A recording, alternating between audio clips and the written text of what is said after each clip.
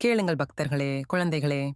இன்று நாம் கேட்கப் போகும் கதை சிவன் வழங்கிய தெய்வீக அருள் மந்திரம்.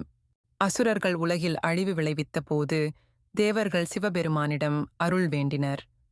அந்த தருணத்தில் சிவன் தனது தெய்வீக மகனான முருகனுக்கு ஒரு மந்திரத்தை அருளினார். அந்த மந்திரம் சாதாரணமானது அல்ல. அது பிரபஞ்ச சக்திகளை ஒன்றிணைக்கும் தெய்வீக அருள் மந்திரம். முருகன் அதை ஏற்றுக்கொண்டதும் ஒளி பரவியது. உலகமே அதனால் பிரகாசித்தது. அந்த மந்திரம் முருகனுக்கு அளவற்ற அறிவையும் அசுரர்களை வெல்லும் வலிமையையும் தந்தது.